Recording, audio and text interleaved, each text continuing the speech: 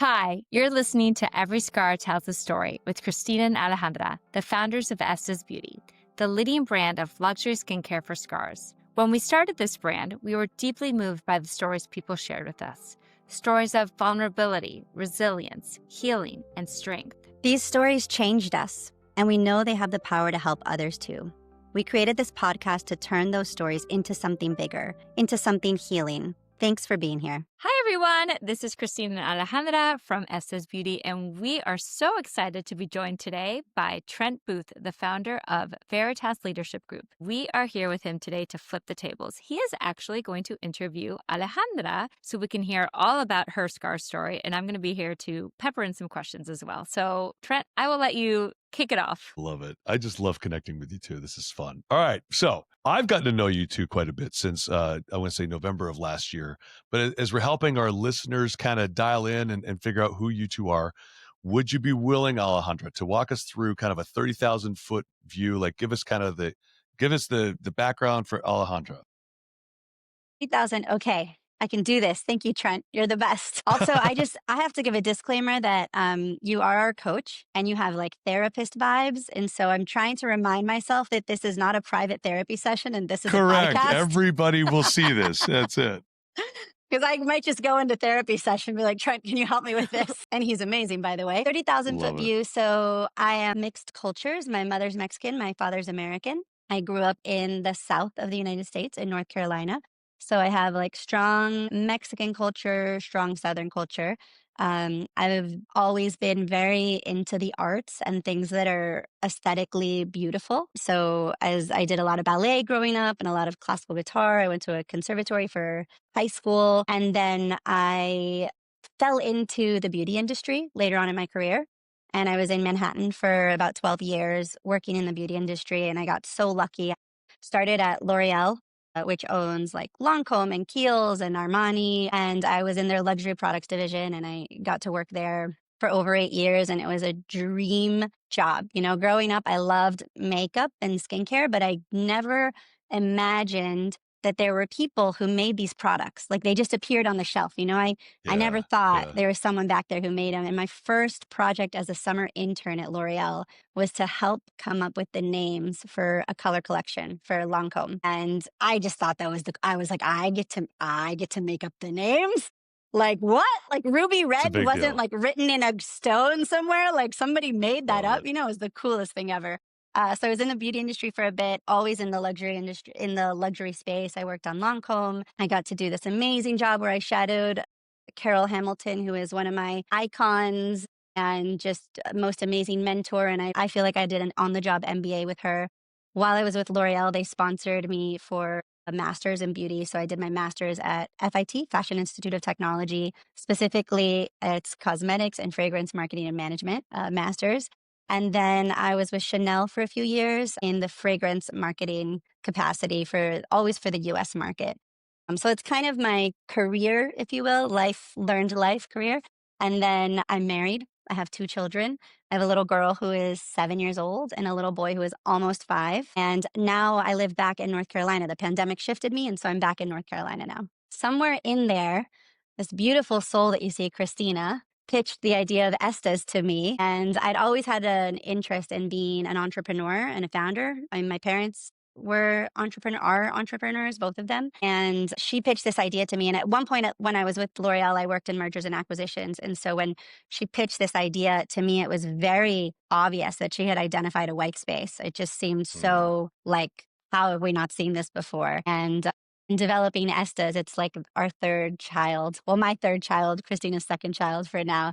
And it's been such a pleasure and a joy and so much fun. What has been the most rewarding part of your work with ESTAS so far? I don't know if choosing one thing is possible. I mean, it's amazing to see an idea come to life. You know, I worked in corporate America for a really long time and I loved it. Don't get me wrong, but by the time something gets to market, it's been through so much red tape and so many layers of approval. Here, Christina and I would get together and literally dream. What would be cool? If it was me, if I was buying a scar product, what would I want? How do I want the bottle to feel in my hand? And to then see that come to life is pretty cool. That's what I mean. I think when I say it's like a baby, I think the most surprising element to me is definitely the community that has come out of it.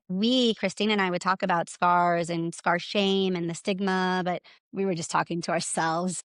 We didn't know if Sure. Yeah. anyone else was going to think anything about that. We launched in a tiny, tiny way. And, we've said this before, but people started reaching out to us and the stories that they would share with us and this idea that maybe you don't have to hate your scar. And maybe even though we've been raised in this society and we've been taught what's beautiful and what's not beautiful, maybe there's another way to look at it and think about it. And that still, even right now, gives me chills that I don't know, Trent, you said the word, the invitation, but that we're able to even give people a glimpse of another way of thinking about themselves. And, whether or not they decide to, walk through the door that you're opening, we can at least be a door that gets opened where you can have a little bit less shame and feel more comfortable with yourself. That's kind of a huge surprise to me. I would have never predicted that would start happening. I would posit that superpower that the two of you share is an authenticity. And again, the more I get to know you, the more you just reveal that you are exactly who I thought you were the first time we met. And that's been just wonderful to go deeper and deeper. And as I get to hear these stories firsthand right here as we're capturing the podcast, even I can't wait to listen to it again on playback. You mentioned there a little bit of one of our previous episodes, your scar story, how you came to get your scar. Would you walk us through that a little bit and give us the gift of telling us your story, your scar story? Okay, I'm going to tell you, Trent. It gets a little graphic, so I'm just warning you and the I'm listeners. buckled in. I'm buckled in. Let's go. So my scar is a C-section scar, and my journey to it shouldn't be very surprising. But getting pregnant wasn't easy. I think a lot of women today experience that, and so I've always been. I don't think of myself this way, but I'm going to say it. I've never been the healthiest human being. So as a child, I had really bad asthma, and I was hospitalized many times and almost died many times. My parents will tell those stories. And then when I was 15, I was diagnosed with type 1 diabetes and also almost died many times. I love my immune system. I think my immune system is doing its best for me, but it's maybe not the strongest. I don't even like sending it bad vibes. I want to just give it like positive reinforcement. Like if we speak it, we gave it more Yes. power or less More power. health and vitality here for my body. But so all that comes to say that getting pregnant wasn't the easiest thing. With type 1 diabetes, it's extra. It was like a 3-year journey. And I told you, Trent, I've done a lot of therapy and coaching, and a lot of it came in when my husband and I decided, like, this is something we want to do, and I want to try to carry the baby in my own body. That was literally 3 years until the doctor said, you can start trying. And then when we started trying, it wasn't that easy. And anyway, long story short, none of it was easy. So the C-section should not have been a surprise. My mom had 4 C-sections. My mother-in-law had 3 C-sections. Like, I thought I knew what I was getting into, Like I've heard so many C-section stories. Yeah. As a type 1 diabetic, we planned the day they were going to induce me because I wasn't going into labor naturally and blah, blah, all these. I'm like a high risk, right? I've got like a team of doctors in New York City, in Mount Sinai. I have to give my OB a shout out. Dr. Bianco, is my guardian angel. I don't think I would have gotten pregnant without her. She magically, all the things. She was, and everything, the delivery, everything. She was so amazing. But so we scheduled my induction and I went into the hospital that evening and they started pumping me up with all the fluids and, 18 hours or so passed. No, they broke my water. And then 18 hours or so passed and the baby wasn't coming. And then they started to see the heartbeat was being affected. And they're like, the doctors come in quite somber and they're like, I'm sorry, we're going to have to do an emergency C-section because this isn't, nothing's happening and the baby's being put into jeopardy. I wasn't worried. I was like, yeah. C-section. This is what we do. My mom, my mother-in-law, this is it. Roll me into I was not worried at all, right? Zero concern in my mind. Maybe that was part of the problem. And so they roll me into the OR, or I guess they get me ready. I don't remember the details, but I remember being in the OR and they lay me on this skinny metal table. And I'm not a huge person. And I just remember thinking I might fall off of this table. It's quite narrow. Seems tiny. Yeah. Yeah. And I'm like, how do bigger people do it? That's a thought that goes through my head. And then there's metal flabs, I guess, that come out of the side of the table where your arms are. And they put my arms on those things. So I'm making a T shape and they strap my arms down. So like I can't Mm, scratch my face, like I'm mm, strapped down. And then there's this blue curtain that starts kind of like underneath your bust and goes up so you can't see what's happening. And love that. I like would have liked to see what was happening because I got yeah. strangers in my body, my doctor, but also Yeah. like everyone else. And I always imagined, and I have to tell you about the birth because I think that's part of where my trauma comes from. I always imagined a C-section. I can laugh at it now, but like they're cutting you open, right? Like they can make that hole as big as they need to.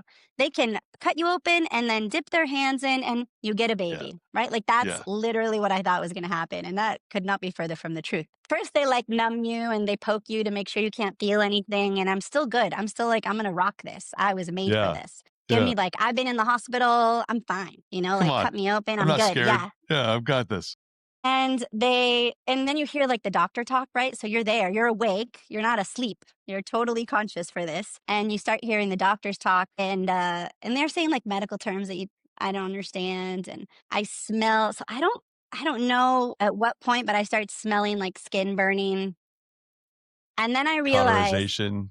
I Yeah. guess, yep, something's Yeah. burning. I don't know what it is, but it's Yeah. my skin. I don't know It's what they're doing. me. It's me. It's on You're fire. really painting a What is picture that? here, That's Alejandra. me. I'm smelling my flesh We burning. should add a disclaimer to the beginning of this. They're like, "We're gonna have a This C-section." episode might need a trigger warning, honestly. I Also, love like, it. TV for s- mature. All right, for you're six crushing it. months after the birth, my husband, like people would ask me how the birth was, and my husband would be like, don't ask her about that because it Good was tell. real trauma. Anyway, you're Well, I know smelling. what my flesh smells like at barbecue level now. It's good. It's good. Thank you, Trent. I'm smelling the skin, and then this is when I really started freaking out. So there's this curtain Yeah. here. And I see there's a head close to me on the curtain, like someone standing up by the top of my stomach. And I know that my doctor, Dr. Bianco, is down at the bottom. And my whole body is being shifted back and forth. And so what's happening is there's someone at the top of my stomach, like literally jumping to push down, to push the baby out. And then there's another person at the bottom yanking to pull the baby out. And the whole thing is like pretty barbaric and aggressive. Like I was like, no wonder they strapped me down. Like, I'm about to That's get the knocked off this science. table, That's the And science. Wow. Yeah. it wasn't this like I thought they just like pick the baby up and take it out. They're like ripping the baby out of you. And at some point someone says like we need to make the hole bigger and I'm like, "Yeah, you think?" So I don't know how, but like there's more opening made. I had a big baby apparently. I don't remember how much she weighed, but apparently Yeah. she was big. Yeah. And because I had been pushing, she was like in the cavity. So they had to like dig her out of the cavity, whatever. Anyway, Yeah. so at this point, like I'm not feeling great. I'm panicking. I'm afraid. I'm over here like feeling like I'm in the sign of the cross. Like this is how I'm going to die. Like I'm going to die here. They pull the baby out and they put the baby somewhere. And my husband's talking about how beautiful the baby is. And I'm like, I'm dying. I'm going to die. And then they bring Yeah. over the baby to like touch my cheek or something to have some skin to skin. And I'm like, can you just sew me up? Can you put, I don't know where my organs are, but like, will you put them back in me and sew me up? And then I guess this is a quite common side effect, but like after you get off of all of the anesthesia, you get like, not everyone, but you get like crazy shakes and nausea. Yeah. And so I Sure. was just like, this is graphic. I'm sorry, anyone who's listening, but I was like, I'm going to throw up. I'm going to throw up. I'm going to throw up. And they bring like this little, they have the bowl ready. It's like this bowl that's like a half a moon shape that they just lean next to your face Right because here. they can't Yep. unstrap you. So I'm just here throwing up on myself, like, Boy. Yeah. and shaking. I couldn't stop shaking. I was so cold. I guess they Yeah. sew me up and they wheel me into the like room that's right after, that's not like, I don't know what it's Cover. called, the recovery room or something.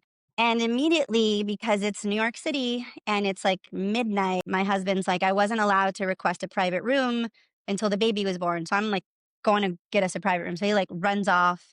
And I just remember like my hair was all over the place and I had so many IVs in my body because I'm a type 1 diabetic. So they have like a glucose IV, an insulin IV. They have like all this stuff. And they were tangled behind me. So I couldn't get my hands to my face to like move the hair out of my face. And just that whole experience was quite stressful. My husband was not able to get us a private room because the emergency C-section happened so late that there weren't any Yeah. left. And so we had a shared room.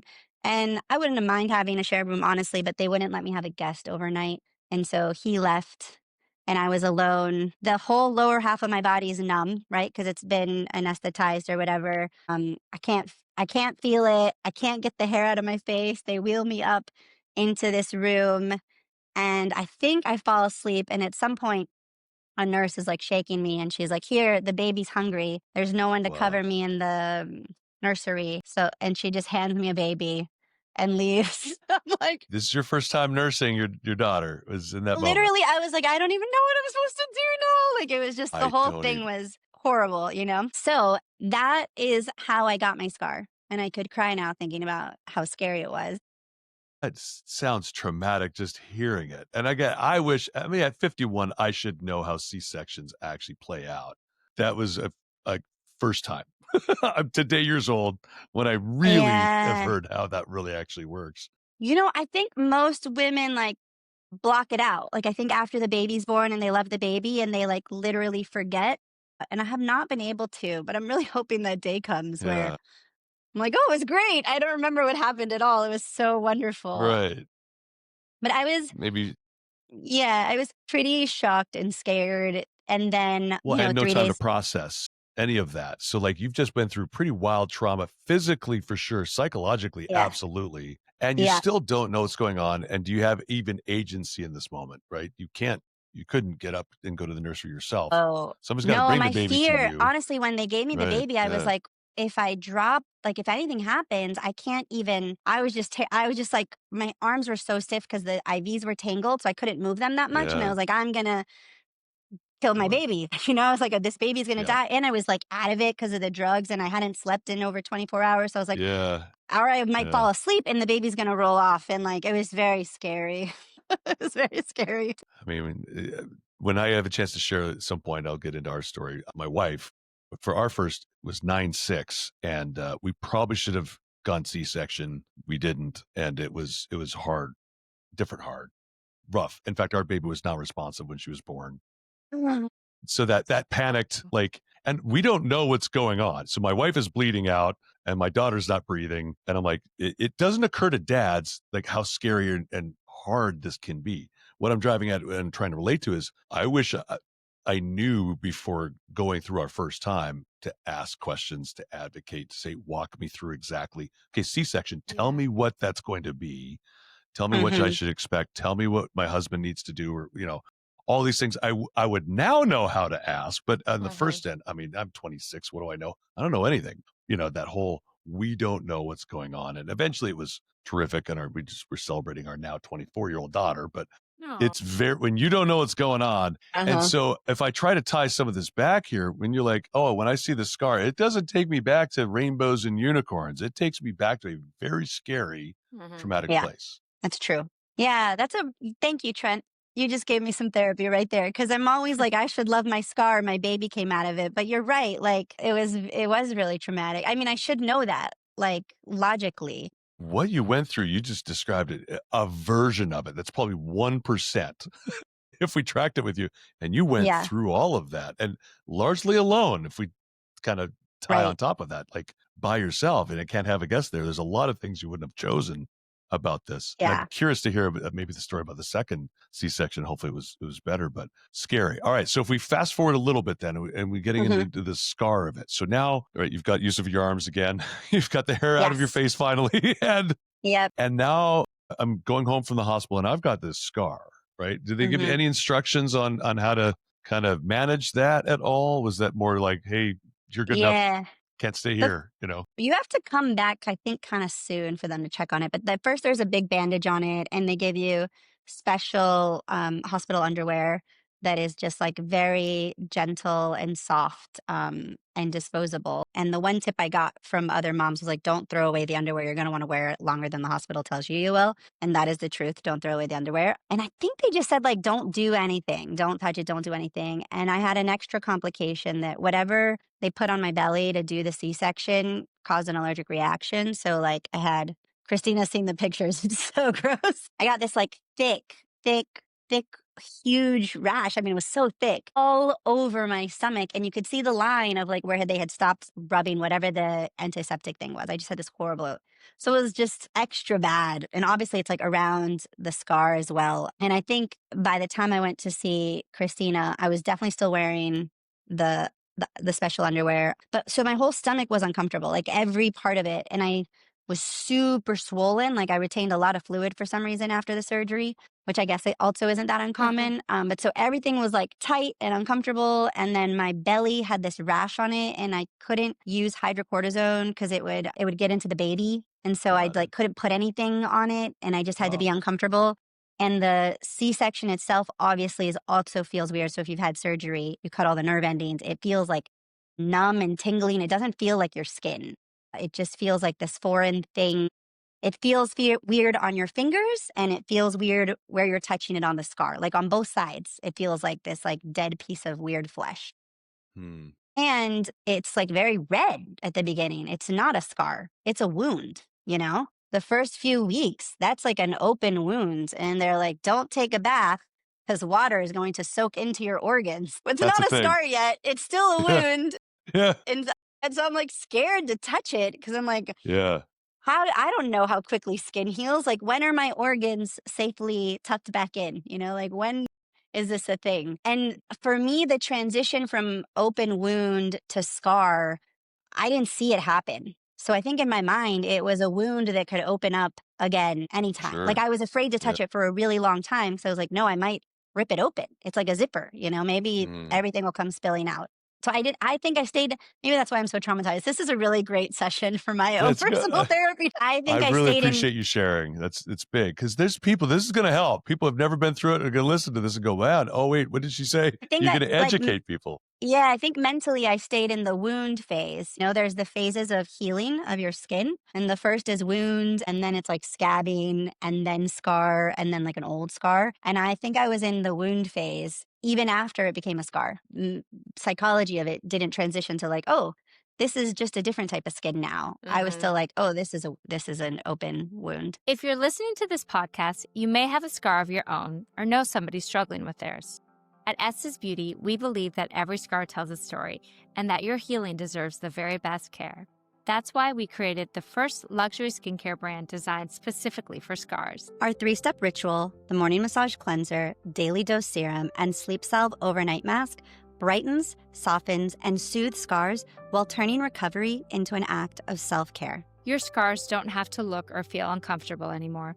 Try our products at estasbeauty.com. That's ESTAS beauty.com. As we like to say, real healing leads to real results. We as humans make agreements in real time, which is scary because if we've experienced trauma, our emotions could be lying or at least skewing what we're seeing, but we're making agreements with it the whole way. So for example, if you're saying, hey, this is a wound, I'm like, yeah, you don't think about it, you don't talk about it, you don't touch it. It's there. And but I don't want to give it any more power to even think about that scar, or manage it. There's no managing it. I'm just carrying it, and I don't like this. Like you wouldn't have to choose that for that to be very organically where you land on that. So yeah, you got this friend of yours at lunch asking about the scar, and you're like, Gosh, I mean, can you're you having nightmares imagine? about zippers opening up. I just have to say, when Alejandra showed up to this lunch 3 weeks after her baby was born, she was put together. Like, you would have never known she had been through this, and she hadn't told me any of this then. Yeah. And I think that's something that we as a society have figured out how to do, how to just like shove it all to the back and just press forward, which I don't actually think is a good thing. But you didn't tell me any of this at the lunch either when I asked you about your school unknowingly. Well, some of that is self-preservation. Right. I have to lock that in the silo so that I can function today. So there's a self-preservation side of that is like when I'm raw, I just need to shut that down. I would agree with you. I like the idea of selectively choosing when to open up that box, when I can. The tricky part is when somebody asks a question, you're like, oh, now I got to open that box and I'm not sure I want to, right? This is part of getting people to talk about it on their terms, but at least you talking about it, even now, even if it's hard, Alejandra, it really does, again, invite people to be courageous, vulnerable, and to perhaps even flip the script on their own story that they've been telling themselves or agreed with at one point without necessarily choice. If we went through trauma and extreme soma, in our minds there, have we reprocessed it and decided that there's new stories and new realities and new identities that we can draw from it. Can you walk us through can you identify a time where you were less adversarial maybe about that scar, where we kind of got to the, if acceptance is the last stage of Yeah. processing, trauma, et cetera, like we got to a space where you go, okay, I'm good with this. It took a long time. Christine and I started ESTAS, and I still, I liked the idea of being able to not hate my scar. I don't know if hate's the right word, but be afraid of it maybe, or like I Sure. think it was more fear than hate. It was more like, don't hurt me. You're scary. I'm not going to Mm, show you to anyone. yeah. It took me a long time. So I started obviously using ESTAs on my scar, and that was its own journey, like, because I didn't even want to touch it, and we had met with, I will never forget, an amazing plastic surgeon when we were developing the formulas. And I was like, hey, nobody wants to touch their scars. Like, I can tell you, I am everybody. No one wants Yeah. to touch it. So Yeah. and it Yeah. was when those like face rollers were coming into style. And I was like, Hmm. so I've got a great idea. We're going to get an applicator that's like a roller and it'll like massage the scar while you're, and he was like, that's not a good idea. He was like, you need to touch it Wow. with your fingers. I mean, he was very nice about it. He wasn't rude Yeah. about it at all, but he was like, you need to touch it with your fingers. The way the skin works is it has nerve endings. And if a dead thing is touching it, that's not telling the nerve endings that they need to turn on. But Wow. if something that is alive is touching it, this is telling the body that it needs to heal, that those nerve endings need to grow back together, that sensation needs to exist in this part of the body. The way he said it at the time to me sounded very like Buddhist or Eastern. He said, if you, yeah, it does. Well, he said, like, if you treat your scar like an alien, it's going to look like an alien. But if you treat your scar like a part of your body, it's going to look and feel like a part of your body. And I was like, whoa. I was like, I've really never met like a Western doctor who like believes these Eastern philosophies. But actually, as we've learned through Estes, it's just backed in science. Like it actually, the nerve endings just need It's a stimulation. yes and. It's a yes and. But listen, I think what he's describing there, I'm like, no, that tracks. Like the intimacy of you with your own fingertips, knowing where it is, because your brain is sending a Hmm. signal. This should feel a certain way. So if it's not, Yes. at least there's a signal that the brain's going, all right, Scar, what are we feeling down there? And because it's Yes. my finger that's touching this, so that tracks with me. And I love the greater integration of East-West medicine. I love that. Who's got the I was not expecting it from like a right? Western plastic surgeon. It was Yeah, like the last the thing I answers are expected. probably give me all the answers and let's then Yes. cherry pick from there. But Wow. back to your original question. So I think the process of learning, like creating ESTAs and learning so much about scars and how they work. I also, at some point in the development of ESTAs, had the realization, which is so obvious, but to me, it was a light bulb, that the alternative of a scar is literally death for anybody, for any scar, right? Like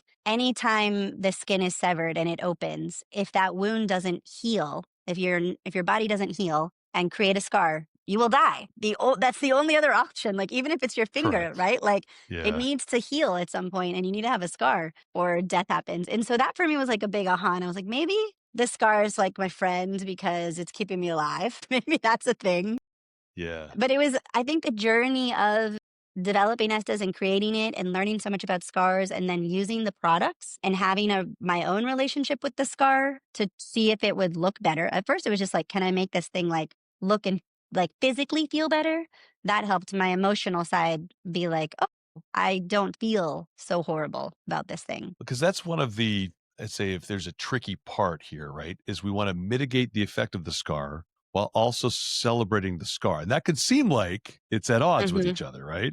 Like Yeah. I want to mitigate the effect of the scar while also fully accepting it. Okay, well, you want to defeat it while also celebrating it. What is that? So can you speak to that a little bit? Because I think it's tricky, but also I think we can get there. Yeah, we get this all the time. I think when Christine and I were starting, it made perfect sense to us. It's like we're women. We always want to look our best and feel our best. And like we're going to use moisturizer every day on our skin because if not, it feels dry and tight. Like celebrating something, treating it well, nourishing it. It's like doing exercise, right? And taking and eating well and like taking care of your body. Uh, that is not the opposite of accepting that something's there and that something is real. I don't know. For some reason in beauty and for specifically with scars, it's like if you're treating it, then you're just trying to change it. And obviously those things can't go together. But like the opposite of treating it is neglecting it. And no one would ever say like neglecting your body is the right relationship to have with your body, right? Like that would never. So there's something specifically this like twisted thing that we've created for scars. It's a twisted idea where like you can't take care of it, but also accept that it's there and celebrate it at the same time. Hmm.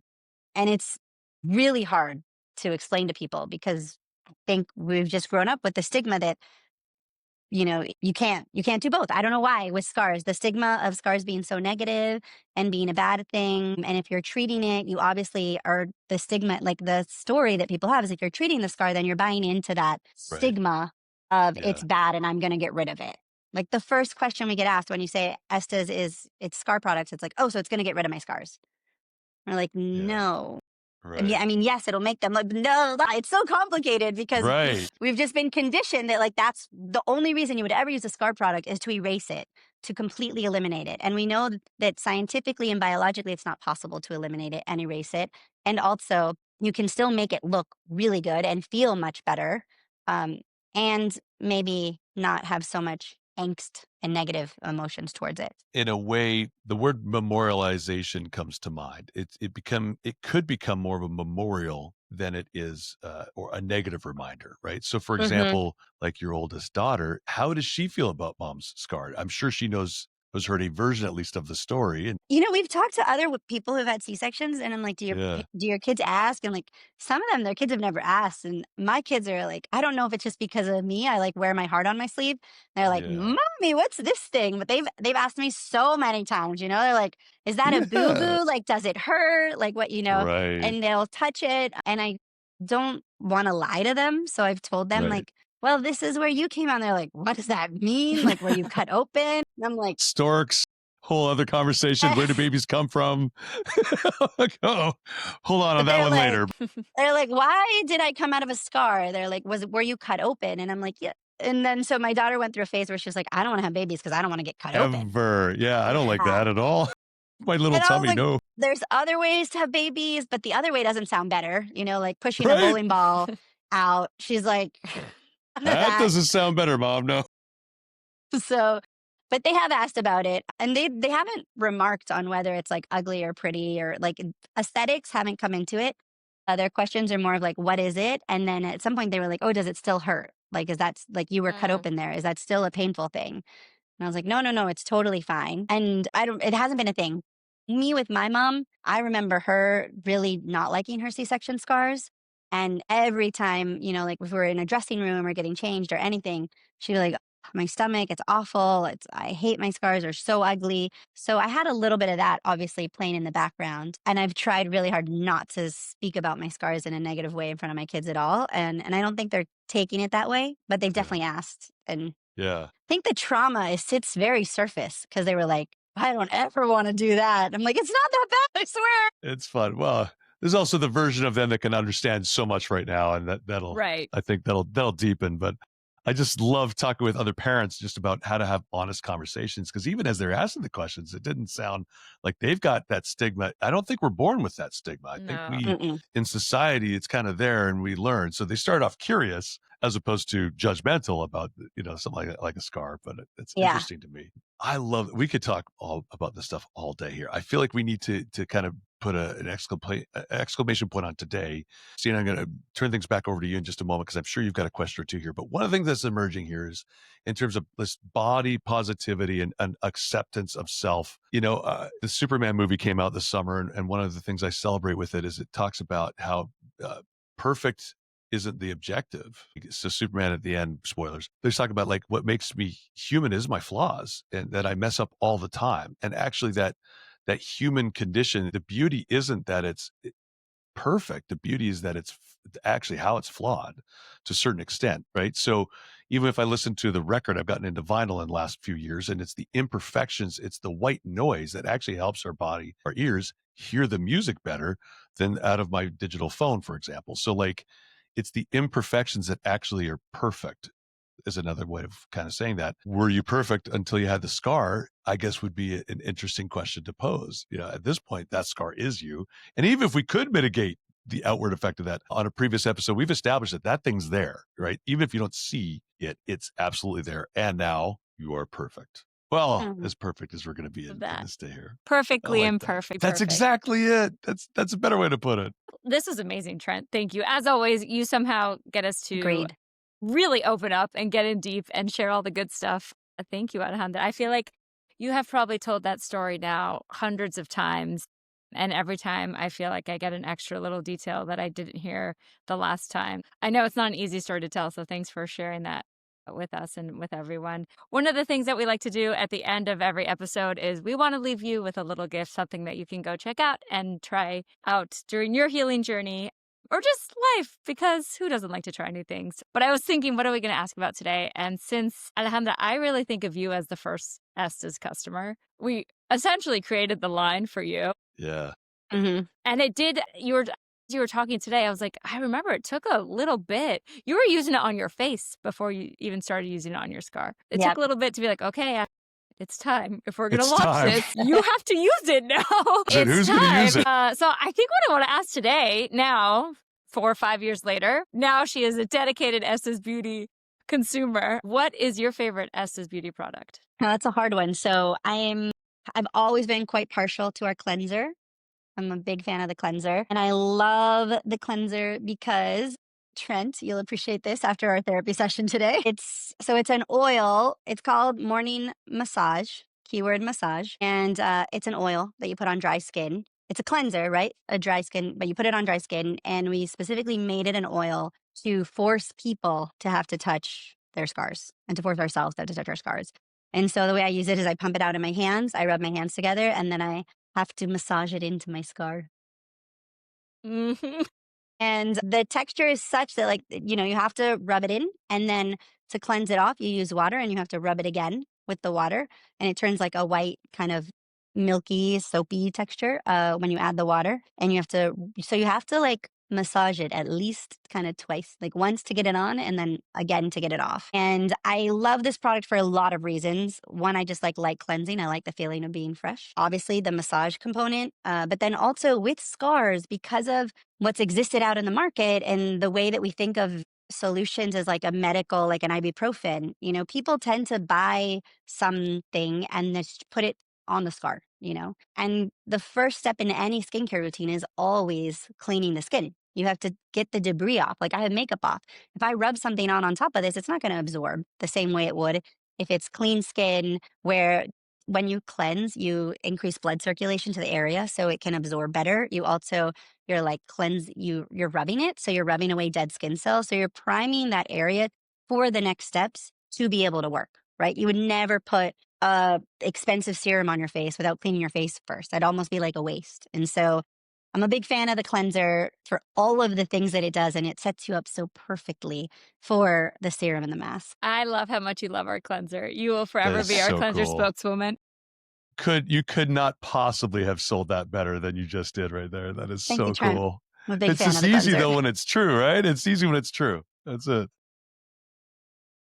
Well, thank you so much, Trent. Yeah, I have to say this was like an unexpected therapy appointment for me. I've had some light bulb moments today on live in real time on the podcast. I really appreciate your emotional generosity. You're being willing to give us the gift of really such an intimate story that you're putting out there for us to be able to hear it. It's tremendous. So thank you. No, thank you. It's been great. Thank you. Thank you. And thank you, Christina, for being here too. Thank you both. Thank you for listening. If today's story moved you, hit subscribe and share it with someone who needs to hear it. We'll be back next time. Until then, don't hide, heal.